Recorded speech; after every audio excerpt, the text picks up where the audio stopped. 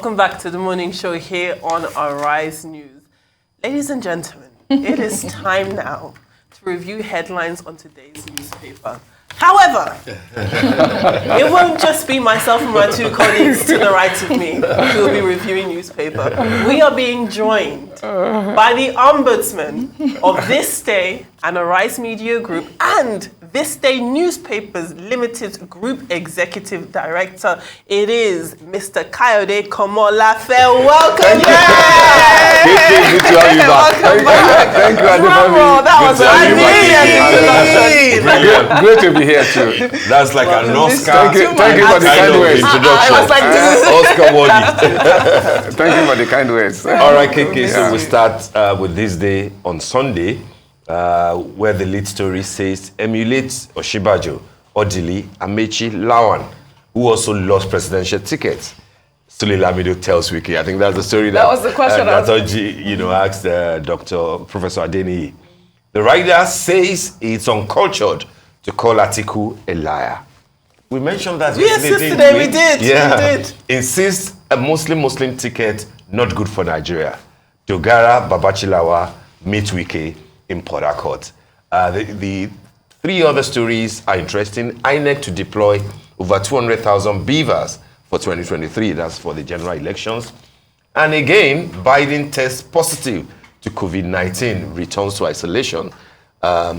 We understand that Biden is one of the few people who have this repeated sort of long, COVID, and at 79, it's a bit concerning, that. But COVID, we can't say COVID is bad. It looks like he's never gone anywhere. No. We just have to learn how to deal with it. Double jabbed, double boosted. Biden is now double infected. Yeah, double infected. Double infected. double. Okay. And the story on the window, Siemens, Nigeria's 63 million euro mega transformers set for shipping before September. Equipment pass factory acceptance test. And then there are two, discuss issues, not individuals. Okowa tells Tinubu. That's on page 6 of the paper. And of course, we have two important cover photographs celebrating two people, two septuagenarian, people, lost in Omokodion at 70 and Erelu at 75. And if you add that, KK, to the cover of This Day Star, we also have a nonagenarian being celebrated at 90. I love news like that. When you're 70, 80, 90, it gives a kind of, the longevity that it brings on board, hope, that Africans are not dying in droves. Absolutely. Prime. Absolutely. That's what I get out of that. Those are the stories, Kate. Let me also join Steve. Yes, sir. In celebrating the birthday boy and the birthday girl, if you permit, at 70 and 75. 75, yeah. Omokodion, a veteran journalist, and later became a banker, one of a distinguished, Nigeria, accomplished professional. So it is quite in order to say congratulations to the High Chief. Yes. Lost in Omokodion. And of course, Erelu at 75. Say congratulations, to all the birthday guys. And I agree with Steve too that being a season, but at least some good news, amidst the gloss, of bad news, at least something to smile about. Now the lead story of this day today, I think the operative word there, is advice. Governor Sule Lamido, is advising Governor Wike. First of all, let us note the similarity between the two of them. Because the tendency is to see the big bats, as mother contrast. Both of them, share one thing in common, and that is that they have been consistent, PDP people. Since inception, the two of them have been PDP, come rain, come sunshine, despite all the contradiction, all the travail of PDP. They both, and that is something to salute, that they are party men, now. But on this occasion, must underline the fact that what is coming from Governor Sule Lamido, what we are calling, words of elder, there's a lot of wisdom in it. Because if you talk of the party system in Nigeria, I mean, there are not many who are as experienced as Sule Lamido. He was a member of the House of Representatives in the Second Republic. Yes. He was a younger man under the platform of a PDP, of a PRP, sorry. The radical, populist party of the Second Republic. He was in the National Parliament since the then when in the aborted the Third Republic, he was the National Secretary of SDP. That is the party of Abiola. And later, Governor Lamido, in this dispensation, he's been a foreign minister, under Obasanjo, and then a two-term governor of Jigawa State. So when we are talking of experience about the very idea of party politics, the culture of party, he is one of the most experienced, So if he's talking, my advice to Governor Wike, I said that he shares something in common with him for being a PDP diehard, is that it should listen, Incidentally, Wike is also on the front page of The Sun today. Another veteran of PDP. That's right. Yes, Ambassador Aminu Wale, is also, cancelling Wike. And by the way, unlike Governor Sule Lamido, who described Governor Wike as unconscious, Aminu Wale actually said that Wike is otherwise a decent person. That when you meet him one-on-one, that is quite decent, but when there is approach to politics, that could be, quite temperamental. That should rather, refine, the approach.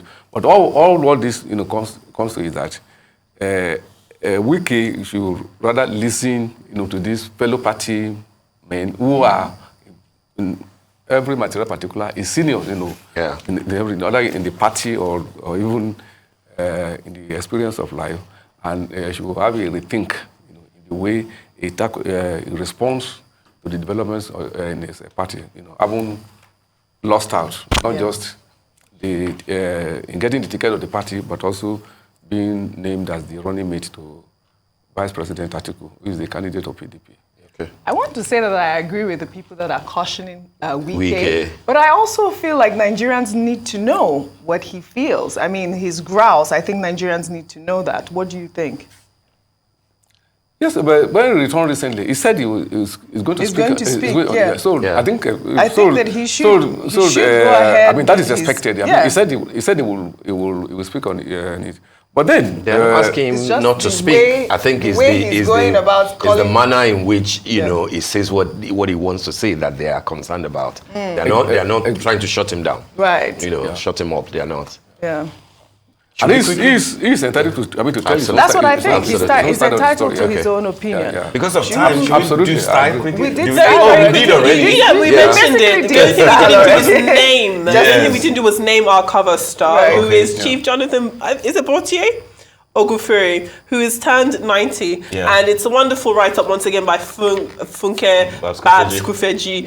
He is a civil servant. At 90 years old, he is literally older than the country. It's post-independence. So it's a wonderful talk on how he compares life before independence and after, especially as a civil servant. So a wonderful article. Please do read that. And he looks fantastic for his age, doesn't he? He does. He does. At 90, good picture. He's blessed. Yeah, it looks great. The Guardian. Should we take the Guardian? Yeah, we have barely 2 minutes. With Buhari's aloofness, Nigeria's slide to rock bottom is imminent. We can find more on that on page 2. Another story there: Shell decries increasing crude theft loss of $1 billion revenue. And then Emirates there is, slashing Lagos flight operation over 85 million in stock funds. They're saying that there's funds. That story is everywhere. important because it's the cover for the Sunday Punch and Sunday Tribune. Almost, so important. Exactly, yeah. But KK, I'm isn't it a bit cheeky, the cover picture from The Guardian? It is. It's a very viral photograph of President Buhari just looking aloof in that picture. Isn't it quite cheeky? It's not cheeky. I would say it's critical. It's critical. It's critical, and I think that is the role of the press. By the way, the cover story of The Guardian is almost the same as that of the Vanguard, The Nation. As well as Telegram. It's all security, security, That's right. issue. Vanguard says from North various Northwest, Southwest, top 177 highways of terror. Yeah. In fact, in the case of Vanguard, it's very detailed. Named about 177 highways that are quite unsafe all over the country in the 6 highways. Highways in the the roads. 6 geopolitical political zones. Just like you have Abuja, Kaduna Road, not being safe. You have Ilesha Akure, not being saved. You have, Port Harcourt, all over in detail. So the reader will find, something very useful. Some tips, available for travelers. In a way it is. But all this, like I said, the 4 newspapers, the Guardian, the Nation. Yes. Vanguard, as well as the Nation is talking about the anxiety in Lagos, Abuja, and Port Harcourt. Because of undocumented foreigners abroad, most of them employed as guards, as domestic workers. And it's germane, you have to be worried. Exactly. There are so many estates these days asking that every guard, every domestic staff must be properly documented with the ID cards and guarantors. Which is key. Everybody's security conscious. It all points to the fact that security is still the issue. Absolutely. In the land. All right, KK, thank you so much. Let's hope that next week you will have your full 30 minutes, uninterrupted. Great. All right, thank you so much. And that brings us to the end of the morning show today. Thank you for watching and do stay safe. I'm Steve Ayoride. I'm Adefemi Akinsanya. Well, I am Oji Okpe for my entire team here in Lagos, Nigeria. Are you sure, Well, why don't you guys enjoy the rest of your morning and, of course, the rest of your day. Goodbye. Bye-bye.